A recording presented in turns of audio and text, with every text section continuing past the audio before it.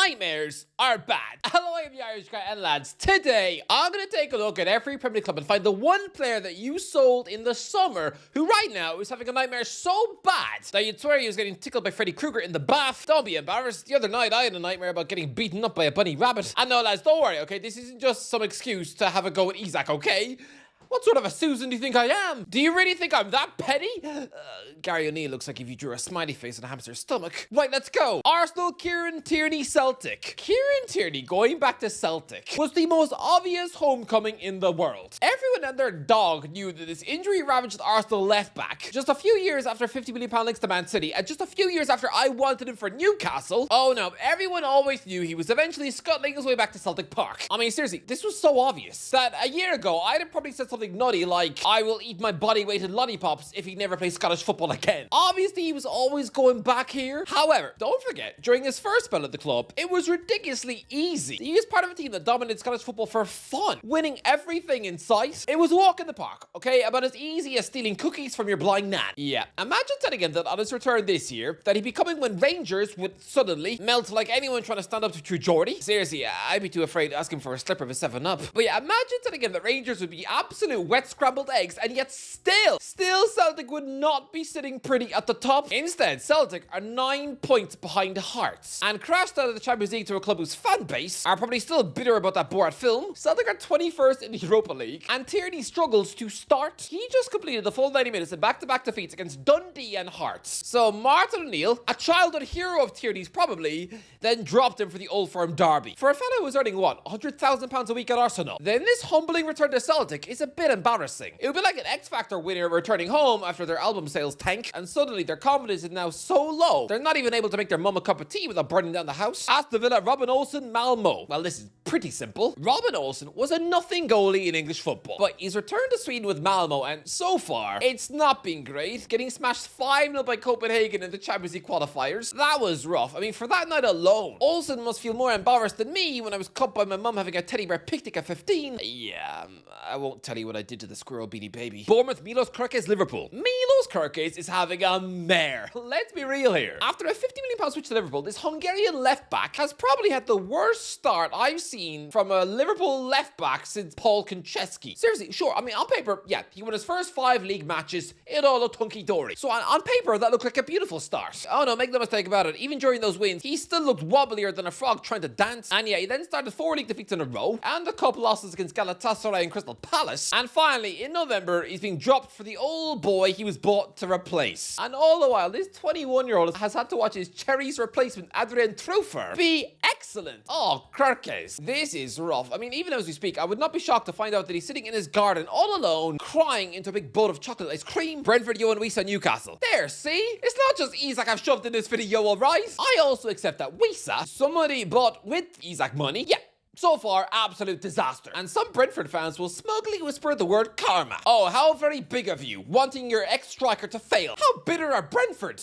What? Because yes, let's be real about this, okay? Johan Wisa spent last summer also behaving like a brat. So desperate to quit the bees, he was like a mini Isak. I'll admit it, his attitude, I mean, if you could eat it, it would taste like you're chewing on wasp poop. It was disgusting. He was acting like Brentford with the fat girl at the dance. He was almost embarrassed to be seen with them. He was trying so hard to leave that club that he was probably considering getting sick in Keith Andrews' lunchbox. Seriously, he was probably trying to creep out the Brentford chairman by telling him that he liked to stick his mum's underpants up his nose. But no, he didn't need to go that far to get his dream Newcastle move. No, and he took the number 9 shirt, but where is he? He picks up an injury on international duty, has missed 13 games of football so far, and he keeps picking up so many setbacks, and now isn't due back until December at the earliest. How does he keep having so many setbacks? He must have a really clumsy nurse. Does she keep breaking his toes while he sleeps? It doesn't feel like any medical staff can help him right now, which is ironic considering he picked up this injury whilst playing for Dr. Congo. It's annoying. £55 million was paid for it. He was available for free next summer. Shocking the fact that he'll soon be jetting off for the African Nations Cup after Christmas, and well, lads, the Magpies will be lucky to squeeze, what, 5 starts out of him all year? Are you kidding me? 10 million for a start? Not even Michael Owen was that bad value for money. I know it's 20 years later, but he's actually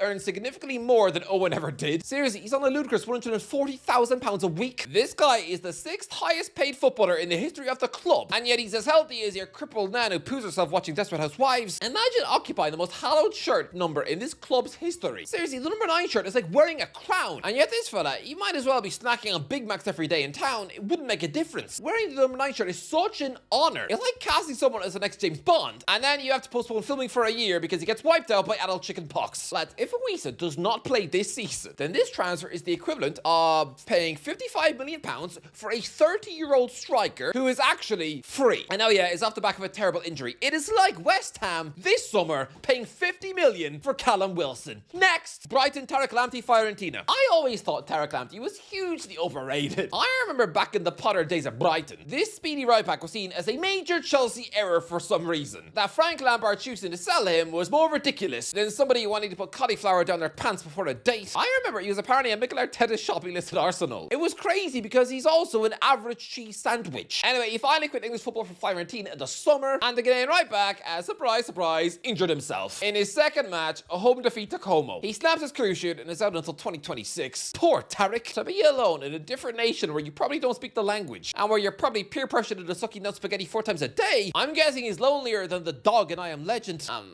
Would you want to be stuck with Will Smith? Burnley, Josh Brownhill, Al-Shabaab. Lads, something felt like it was missing from Burnley this season, right? And I couldn't quite put my finger on it. Not until now. Now I know. There's no Josh Brownhill. Yeah, it's a bit like staring at an old man wearing a toupee on a plane. You know there's something not quite right. And now I realize it. Seeing Burnley without Brownhill, it looks weird. A bit like seeing an old woman without a single wart on her face. But I didn't even realize, but after a frankly ridiculous 18-goal season for Burnley last time out, I mean, lads, that alone looked weird. He's a defensive midfielder. 18 goals? Last year, he was a weirder DM than something that came from Chu Jordy's... no, I've already took one shot at it, but never mind. But yeah, after the strangest year of his life, Brownhill went to Al-Shabaab, and that club seemed to think he's a striker. He started up front as a centre forward in 2 defeats and did not score. Okay, this is a club which made a king out of a gallows, but Brownhill, he is the victim of a club thinking that he's something that he's not. He's not a striker, and he's even played for them on the wing as well, which is nuts considering he's slower than a dog with diarrhea. I mean, last week, he was playing right wing, being man-marked by Teo Hernandez. Poor old Josh, like, who do they think he is? It's not like the manager is some dopey butcher either. No, it's Emmanuel Aguafil, who recently coached Real Sociedad in the Champions League. But I mean, he's obviously never watched a Burnley game in his life, because he knows about as much about Brownhill as I know about Mighty Cyrus's favorite brand of toilet paper. I know Brownhill hasn't won any of his 5 Saudi Pro League matches, but hey, I mean, for an average milk carton like him to be earning £100,000 a week,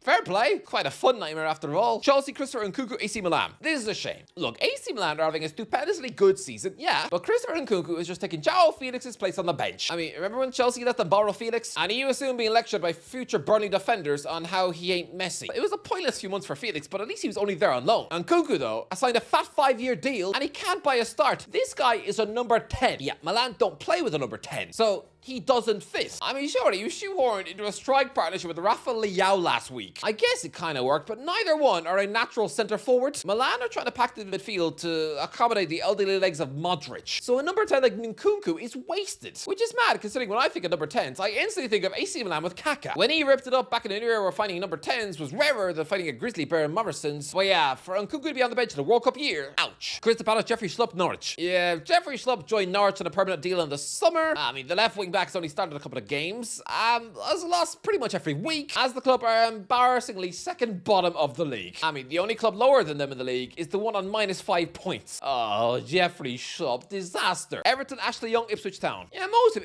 Everton's summer departures having a pretty bad time. Former Sporting Lisbon, Sporting C. Okay, no, it doesn't matter, alright, because this club are the reason why there's a million Susans in the comments. Seriously, scanning the comment section, you find more Susans than in a local bingo hall. Well, look, former Sporting striker Yusuf Chermiti is stinking it up at Rangers. Just another Fabio Silva. Mason Holgate has only been allowed 3 minutes in the Qatar Stars League, but still enough minutes to get himself booked. I know he regularly gets ripped apart in the Asian Champions League too, but I'll go for Ashley Young because it's kind of sad. Because I thought even at 40, he had another Premier League season left in him. Now he joined Ipswich and can't get into McKenna's team. I mean, he recently played the full 90 minutes in a 3-0 home defeat to Charlton. I think it's official. This right-back version of Young is finally old. Fulham William is back at Gremio, and broke his foot. Come on, William, just retire. Leeds, Rasmus Christensen, Eintracht Frankfurt. Here's Rasmus Christensen, a 26-year-old Danish right back who joined Eintracht Frankfurt on a permanent deal in the summer, and the German team, a club who recently conquered Europe, sort of. They can't stop conceding goals, so yeah, it's been pretty rough. Liverpool, Ben Gannon, Doak, Bournemouth. Yeah, there's not many Liverpool summer exits who are having absolute nightmares right now. Luis Diaz, Kevin Keller, Jarl Kwanzaa, and even Darwin Núñez are all playing well for their new clubs. I mean, sure, Trent's coming back from an injury in Spain, but it's not exactly a nightmare. Nah, he's not exactly the Scouse Woodgate. So I'll go with Ben Gannon Doak. It feels like 5 minutes ago, this Scottish teenage winger was supposed to be an international superstar. The next big secret. He was soaking up tons of hype at Anfield. He was like what Rio is now, what Raheem Sterling was in 2012. Yeah, he then gets a £20 million switch to high-flying Bournemouth, purely there to get first-team football to become a regular star, right? Yeah, the cherries have been unbelievable, but Doak, 0 Premier League starts, and it's nearly Christmas. He's had 5 matches where Iriola's not even asked him to come on as a sub. He'd have probably got the same amount of Premier League minutes if he just stayed put. Man City, James McAtee, Nottingham Forest. James McAtee is the victim of a boardroom mess. Nottingham Forest were so careless with their money, spending huge amounts on players the managers didn't want. Yeah, McAtee has only been away from Man City for 10 minutes and he's already 3 Forest managers deep. Yeah, Santo didn't want him, Ange didn't want him, and Dyche doesn't want him. He was supposed to be the next mini Man City star who'd go on to rip it up after leaving the club,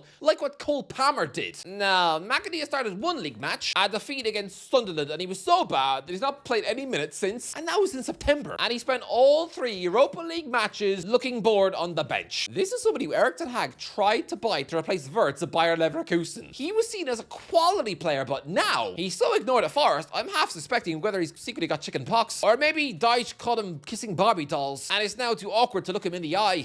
That's why me and my cousin no longer talk. Man United, Christian Eriksen, Wolfsburg. Look, I know Christian Eriksen was offered a deal at Wrexham in the summer, which honestly is like asking Mariah Carey if she'll come and clean my toilet. So he's probably relieved to get a semi-respectable job at Wolfsburg, but lads, it's been complete and utter donkey puke. This is somebody who, when at his best, was heavily linked with Real Madrid. But now, this midfielder is having an awful time in Germany. He's lost 6 out of his 7 matches, and I know, that's a stat which will cause many teenage meme lovers to excitedly squeal like pregnant bunny rabbits. But yeah, 6 out of 7 games, 4 defeats. That is Liverpool form. One of them was an embarrassing second-round Pokal Cup home defeat to Holstein Kiel. He played the full 90 minutes and had the impact of cheese in the sink. I mean, considering he's only 33, then to be flirting with a Bundesliga relegation battle, it can't be fun. Newcastle, Alexander Isak, Liverpool. Yeah, yes, Alexander Isak is the most expensive footballer of all time, if you just ignore PSG's craziness. He cost Liverpool a ridiculous £125 million.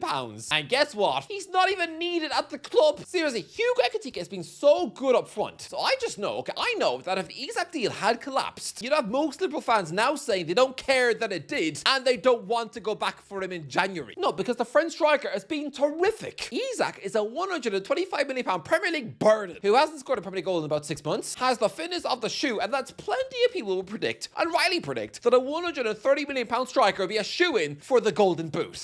Yeah, he's already 13 goals behind. He's got about as much chance of scooping that as I do of dancing with a gorilla. I mean, it's one thing being injured, sure, that happens. But it's the fact that Ekitike, the guy who Liverpool only signed despite Newcastle because they wouldn't give them Isak in July, it's the fact that they've already got Isak's replacement up front. That surely must make the Swede feel like sweating like a pig in a turtleneck. Seriously, he was supposed to be the guy at Liverpool. But I don't think Liverpool fans miss him. This is like a bit like when Liverpool signed Robbie Keane when they already had Fernando Torres. Like, I think Isak is the Robbie Keane. At least I hope so, because Keane returned to Spurs 6 months after he left. Okay, now, would I take Isak back?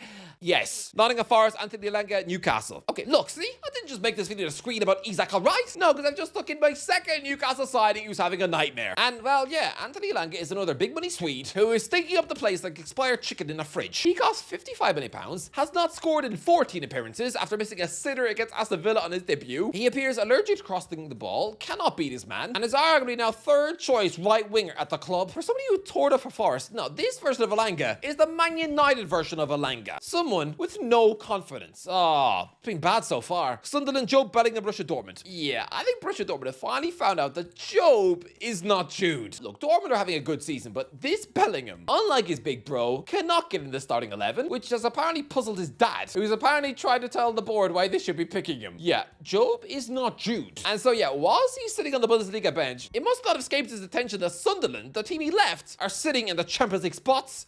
Yeah, I don't understand it either, Job. Lads, I hope his dad is not expecting him to graduate to Real Madrid too. Now, in the same way we're not going to see Deji become a Britain's Got Talent judge. No, this brother just is not as good. And I'm going to call it, I maintain only one Bellingham will play for England. This kid's next move, forget Real Madrid, I'm calling Crystal Palace. And that's if he's lucky. Son Brian Gil Girona. Yep, Brian Gil, the tiny Spanish winger not suited for English football, joined Girona for 8 million quid in the summer. A Girona who, were recently in the Champions League. Yeah, they're now bottom of the Liga, and he can't really get in the team. Ouch. West Ham, Kurt Zuma, CFR Cluj. Does anyone care about Kurt Zuma anymore? Nah, I think the world has lost respect for him. Yonks ago, when he decided that he was in a live-action remake of Tom and Jerry. Seriously, his hype collapsed quicker than a Jake Paul fight. Well, yeah, he joined CFR Cluj in the summer, and yeah, he can't get off the bench for a team in Romania. Lads, it's only 4 years ago. He was playing for France at centre-back. Wow, James Corden is not the only one whose career has been haunted by cats. Wolves' Pablo Sarabia Al-Arabi. Okay, I know this 33-year-old Spanish winger, Pablo Sarabia, left Wolves to grab a bag in Qatar, but still, lads, don't forget, he was literally playing for Spain last year. He's now with Al-Arabi, and you'd expect a player of his ability to be a star in that league. Yeah, he's been losing every week, and recently had a 3-game run where his team let in 15 goals. Yeah, he scored in one of those defeats. An 8-1 loss at home against Al Dahail. 8-1. That sounds like a nightmare to me.